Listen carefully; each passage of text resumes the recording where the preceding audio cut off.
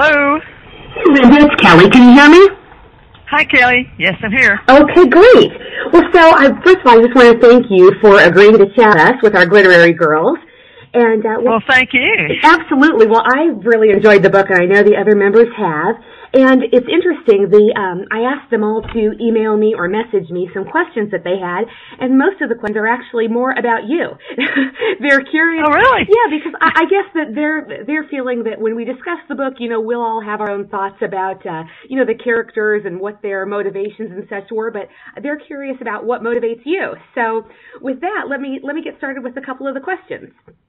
Okay. Are these writers as well as readers, or is it just that they're interested, just curious about being a writer? No, most of them are just readers, and they're just curious. Okay. Yeah, they're just curious about you.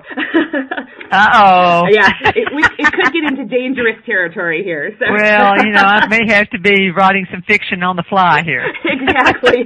No, hey, no one will ever know.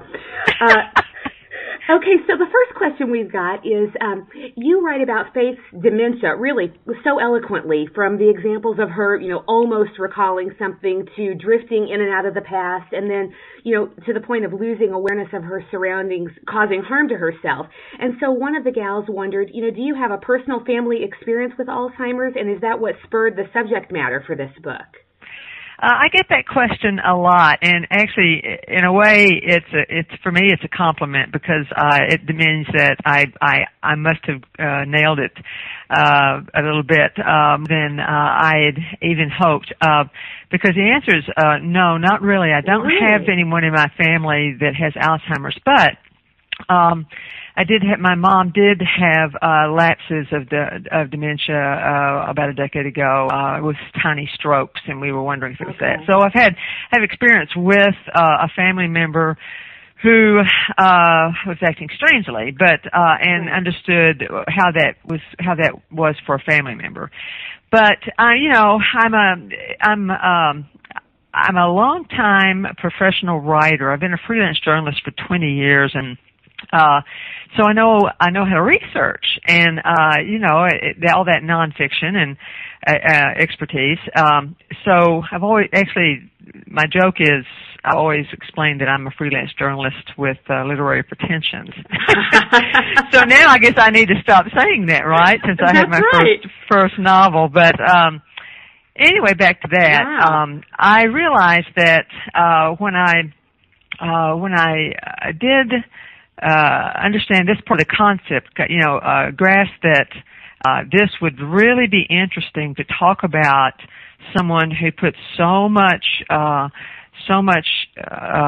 her life into owning these possessions that meant so much to her from her family's memories, to have a situation where she had a disease where she would lose those memories.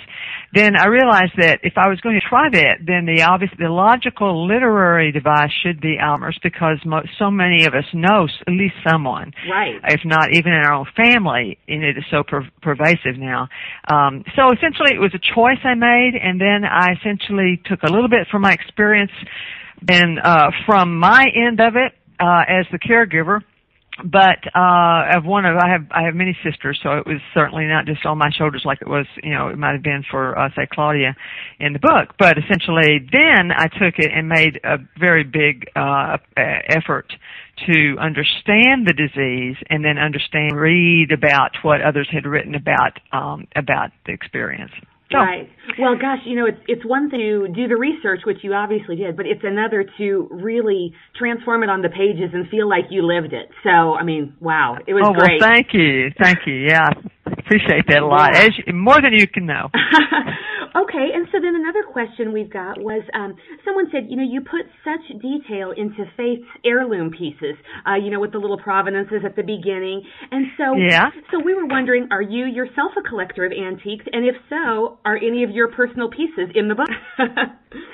Yeah, well, I might feel very differently about how, this whole idea if I did have a lot of really expensive antiques, but no, I don't. I just kind of always wanted to, I did have two or three pieces though that I have.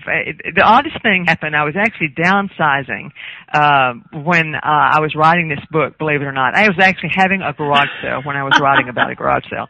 You know what I mean? And so essentially, we were about to move north. We're native Texans, but we've been up north 20 years, and that was far too long in the cold, you know.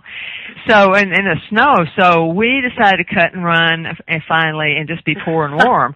And one of the things, though, during that experience there was that we had to pay for the move this time. So we literally got. I mean, it was amazing. It was really amazing what it taught me about as I was writing this, about what I want, why did I want to keep what I wanted to keep, and because I guess at least half of our worldly possessions, I got rid of them, as in lots of books, but one of the things, interestingly enough, since you did ask about some of my own possessions, if they're in the book.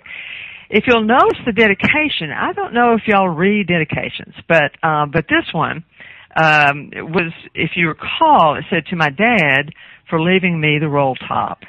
And there's all kinds of things that are going on there because first, my dad owned when I was a kid, I grew up in a small town in Texas, and he owned a drugstore, the corner drugstore in the small town, and the name of the drugstore was Bass Drugstore.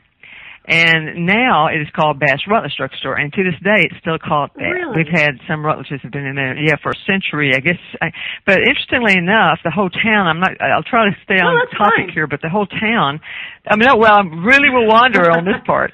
Terrell is my small town, and Terrell was a whistle-stop town up north Texas, and just like Bass, Texas was down here. And in essence, took that information about, my experience from my own small town, whistle stop in the sense that, what a whistle stop town is, where it wasn't even there until the trains came through, and they had to stop for each mailbag, and a mailbag drop, I think, or something. But anyway, so Terrell was right outside Dallas, and it was a whistle-stop town, and none of us really thought deeply about these, that Texans or anyone that's lived in most of the rural part of the country, but the dynamic that all little towns have, where you have blacks on one side and whites on the other side of the track, comes from them being whistle-stop towns, and most of them. And in essence, that dynamic, of course, just called out to have that be part of the book. Is the racist, the racism, and in essence, so back it up. So essentially, Bass Drugstore, one of the things about having a whistle-stop town was the Bass brothers set up in 1876 or something like that. The little town was founded, and the train came through, and the Bass brothers put in something called their dry goods store and pharmacy. And that has been there, the train tracked right behind the store. That's been there up until 1950, when my dad bought it, and it became Bass Rutledge Drugstore. And believe it or not, it's still there and still under that name. My dad's long gone, and every Rutledge is long gone out of that little small town. But anyway, in there is when I was a kid, in that office was this really old, wonderful roll top. And I sat there as a kid and stared. I was, one of 5 kids, so I was really the only one that really was interested in this stuff. I was the strange one, and I sit there and look at those little cubby holes and get, so I just, thought that was so cool. And this one didn't have a secret compartment, but I had started reading later about, interesting ones, and they always had. The one real fancy ones did. So that, of course, caught my imagination.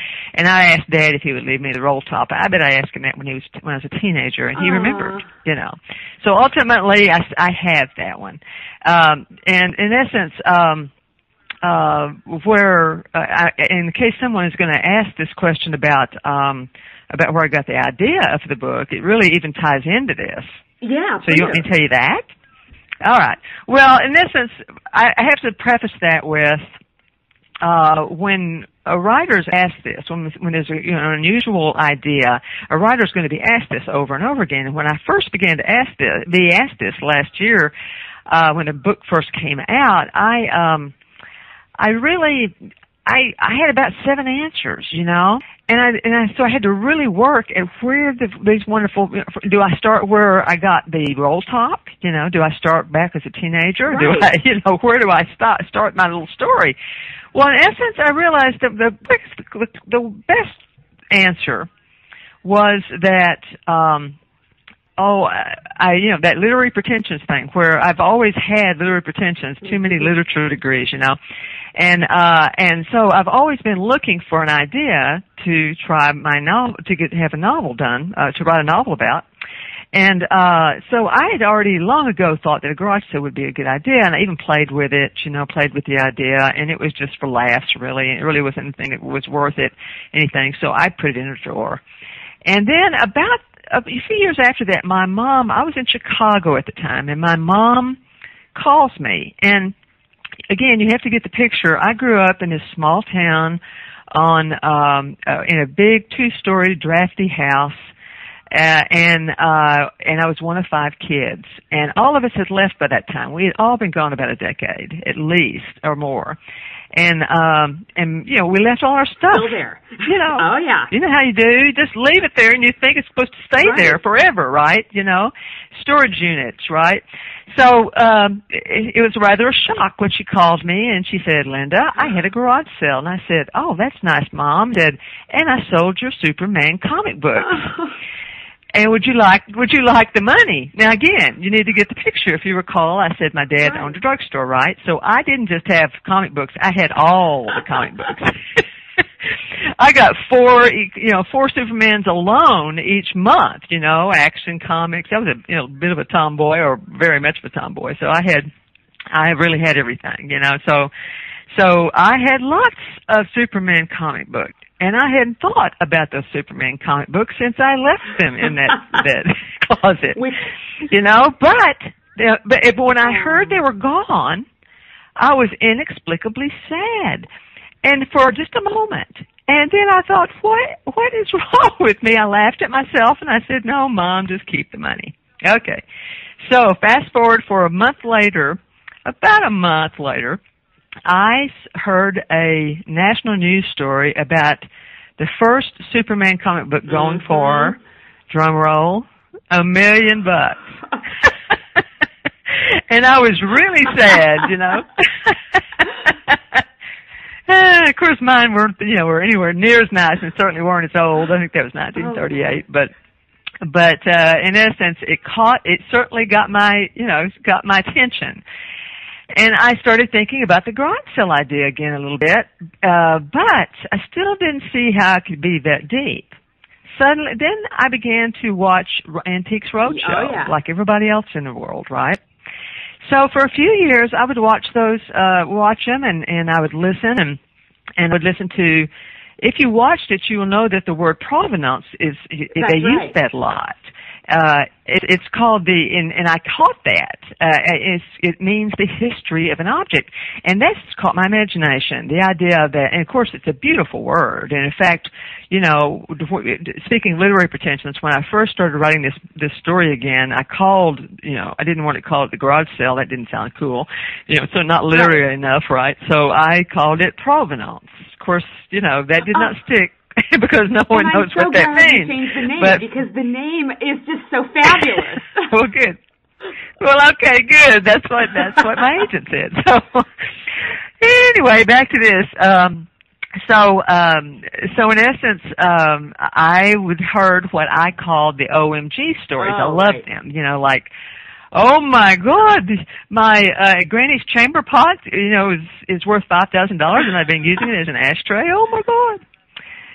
So I love those. And now, suddenly a light bulb sort of went off. What if the history, the idea that these objects lived before us, probably going to live after us, they have their own histories and their own lives, that really got my imagination. And at that point, I thought, why couldn't the antiques be characters, and why couldn't they have, how much fun would it be to write how many, ways that how these objects got to the garage sale.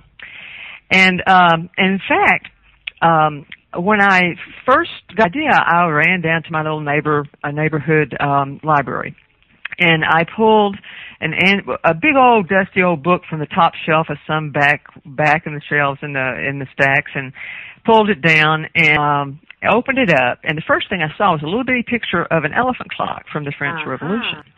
And I thought, now wouldn't that be fun to track that from the French Revolution? But is it believable? And I'll be dadgum if, again, about a month after that, I heard I was up north, and I heard about a national news story. I bet you remember this, that a man in Houston bought a frame at a garage sale and found a Declaration of Independence copy in it, a real one. I completely remember that. Yes. And I thought, well, of course, then my elephant clock could get all the way here from the French Revolution. So I decided to, and that's really what started it. Oh, and there you go. And really, that's what, for me, well, there are a lot of things that made it enjoyable, but I love the history of each of the objects. I loved the story of how they made it to Texas, because you can just imagine all the things that are in your own home, and where they've been. Yes. Yeah. Yes. Or you don't. You have to imagine, because nobody knows. One of the first things I'm looking at right now. Of course, I'm looking at two of the antiques I do keep from my past. Is one of them was one of those lawyer. It's from Sears and Roebuck. It's one of those lawyer bookshelves, that stacks. And it's from my great-grandfather, who was the sheriff of that Kaufman County of Terrell, Texas. That's cool. But above it is one thing that I bought when I've been married a very long time, and my husband and I, one of the first things we did was bought a clock we saw just when we happened to be on before we were even engaged, and we bought it. And I look at that and I think, it's an Insonia clock, and it's old, and it hasn't been redone. It was in somebody's attic. And I don't know anything else about it. And so I sit here and I think, well, all these, who bought it? And so all of us do that. Have to do that because most of us don't know where our things came from that are older than we are. Unless they came through the family and you're lucky enough to hear the stories, you can have stuff from your own family you don't know. Anything about. And I do estate sales on Thursdays here in Houston, which, oh boy, those are really fun. My goodness. I always have to give a story. I make up my own story for each item that I buy. So there you go. One of the gals there you go. But I think I'm going to take a wild guess at this. One of her questions was that Faith and Claudia place ultimate importance on the antique ring. And do you possess an object of this importance? And I'm wondering if it's your roll-top desk. Oh, well, I could still, it's interesting. At this point, I could still let go of the roll-top desk. But I think it's a part of an age. Not that I want to. Not that I won't ever to. Not that if we had time, I could tell you, and it was quite a story. It was quite a story how I actually got it. So I ultimately was in Chicago and rented a truck, and I went through a lot to get that, finally get it. It was a little bit of an intrigue, but this is a difference now in the post downsizing and the pre-downsizing that I just went through. There's a real change in my idea of what I value and what I must have. I'll never forget that. It's funny what comes in your mind when you start thinking about things that you that you lost and you mourned, things that you just, Well, I went through that a couple of times in my life, and I think I think after you lose things that are really so valuable to you, then you start kind of detaching yourself so you won't feel that way, right? So I think ultimately that's one of the reasons that I've gotten here. Not only I'm also been a travel writer for years. I was for years off and on, and saw and I started this is in the latter part of my life that I wanted to start traveling light because that made me happier. So in essence, I never forget, I had I know all of you, everybody can think of one thing that you would just tear your heart out if you lost.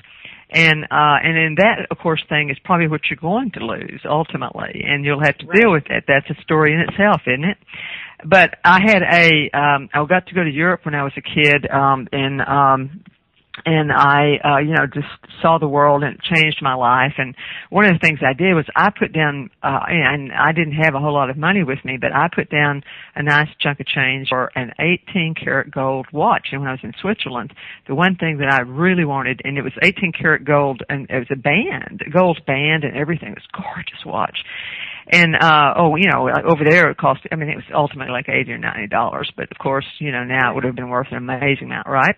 And I was also very athletic, and when I got back, I kept that thing for I guess 10 or 15 years, wore it daily, and somebody stole it while I was playing racquetball one day, and I didn't think I was going to get over that.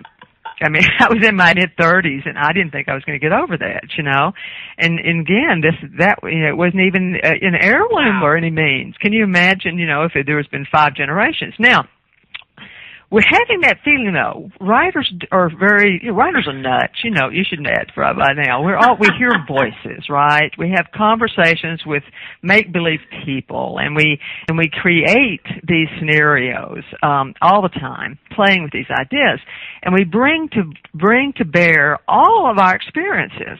So I'm sure part of that feeling that I had right then was one of the reasons why I, played free and loose with that heirloom ring. Because you'll notice, and one of the things I truly enjoyed more, in writing about each one of these is all the, the twists and turns, the puzzle pieces. You'll notice that heirloom ring, which meant so much because of the backstory that went with it, right? The backstory wasn't true. It was the lost provenance. And in essence, all of this build-up, all the feelings that were part of that, and the legend that went with it of true love, it turned out to be a legend, but the reader was the only one that knew that. And that, of course, I always felt like I always had so much fun as a reader with that. So that was my, like a present, it's like our own secret to a reader. Yeah, we know something that the characters don't know, and I always love that. There were so many ways you could have gone with Claudia. So how did you decide to, send her off to California to become a Buddhist? What what was behind that? Good question. Why did I do that? Maybe because I wanted to send myself out there to be a Californian, if not a Buddhist. I've traveled a lot, and I've been a lot of places, and I've lived in quite a few too. And one of the places that I felt most at home, I was out in San Diego for a couple of years. We actually lived in Chicago, and I started oh my goodness, what was a Sunbelt girl doing up there, right? And I have to say that I started very happy-go-lucky type of girl I am. I started getting depressed, and I didn't know I'd never been depressed, and it was a seasonal affective disorder. So we tried San Diego for a couple of years, and it worked for me, and it didn't for him. You know how that goes? And so it worked for me, but only because I ended up working with the San Diego Zoo for a little while, and it was a temporary thing. So we had to go even further north back up into Michigan. And so, in essence, I think I was writing this in Michigan before we finally, got the heck out of Dodge, and came on back to Texas. Yeah. Dodge, Michigan, I guess. But in essence, the moment, those few months in the sun, I was there 18 months, and the few months in that sun just were glorious, and I just embraced San Diego, and I believe I just felt like if I were in Texas and I was going to lead, like if I was Claudia, since I was creating her, I'd want her to just go do what classic literature always has, their heroines do. They just go west. They go as far as they can go, and heroes too, like end of Huckleberry Finn, he lights out for the territory, and so, to me, I wanted her to just, if she's going to throw all these trappings behind her, she's going to throw off all this history and all the things she thought was so bad for her, then then she would just leave, and she would go as far as she could, and that would be all the way to the water, to the ocean. And of course and so essentially when she did that, and of course I had a context for that now, because I had been there and I knew enough about, San Diego to write about it. And, one place in the Buddhist part, of course, comes, this is a fun thing to kind of, it's funny, I don't know if your friends have read any Flannery O'Connor, maybe in high school, but she's a classic, Southern writer, short story writer, and it's kind of on the same level, in my opinion, anyway, as Faulkner and Hemingway and all those, And so she has this great quote that I sort of just live by, and the quote is, "I write to discover what I know." And that sounds a little metaphysical in one sense, but in another sense, it makes all the sense in the world, because if you write, sometimes writing or is an ordering of thought, and yes, and so if you take that to a storytelling degree, the stories that you tell have to come from somewhere, and so they must come from things that you either know or things that you want to know, and or you want to. Yes, that's exactly what I was doing. So essentially, what I did with Buddhism, I had a friend who had just written a book on it called, I think it was The Accidental Buddhist. And he had the great same crazy sort of sense of humor as I did, and I thought, well, that's fascinating, and I began reading the book. I realized that it fits really well with my topic of one of my many questions I have, had the book ask is, do our possessions possess us? And in fact, some of their, as I even used several of the lines, the classic quotes, Buddhist quotes there are about possessions. And so I felt like, well, then it would be natural. She could be a Buddhist out there, and she would think that was really great to be a Buddhist, because, she just really wanted to get rid of the things, of the trappings, the claws that those things her family had on her. But, of course, the great line in there, I felt like it was a pretty great line, right, was to show her confliction was, she was a failed Buddhist, and she said, and that was a practically impossible thing to be. If you know anything about Buddhism, it is practically impossible not to fail at it. Well, but I thought her being a Buddhist was a great parallel, because she is trying to not become trapped by all of these things that she doesn't want, but boy, she really deep down loves. At the same time, Faith is trying to give up all of these things that she loves, whether she realizes it or not. I just thought it was a really interesting parallel, that the two were actually doing the same thing but for different reasons. There you go. Thank you. I don't think I'd ever thought about it in that exact way. It's nice. Thank you. Yeah. Okay, so another question I've got here is, from your perspective, at the end, throughout the book, mother and daughter are critical of each other throughout their entire lives. And so at the end, was it your intent that there was a real forgiveness there, or was it your intent really that they were just both wary from the continuous battle, and so it's like, okay, uncle. Well, let's see. Do you have any of you have mothers? Any of you have daughters? And that's why we asked the question. I think. Well, one of the things about writing a book that appeals, wanting to appeal to a more intelligent reader, is that I like to, I know I like to read these things myself. So one of the things about writing to that milieu is that you sort of nurture an open ending, so the reader can bring themselves to it. So I think I need to just kind of lob that question back to y'all. That was the big discussion. Half of us were on one side and half were on the other. So thanks a lot for not settling it. You're welcome. Oh my gosh. Well, this has been fun. I know we've taken up a whole half hour of your time here, and I just so appreciate you for letting us kind of delve in and find out, at least for us, giving us a little bit more insight into different characters and pieces of the book. We just so appreciate it and want you to know how much we really enjoyed the book. Oh, thank you, Kelly. And this was a pleasure. The writers, any writer who says they don't enjoy talking about their own book, is a liar. So. All right. Well, then I will let you go, and I will just tell you that we'll anxiously be awaiting your next book. Well, thank you, and again, just God bless you for enjoying the book and telling other people. All Maybe right, I'll have a chance to have a second book. Thank you. Have a great day. Bye-bye. Bye-bye, Kelly. Bye-bye.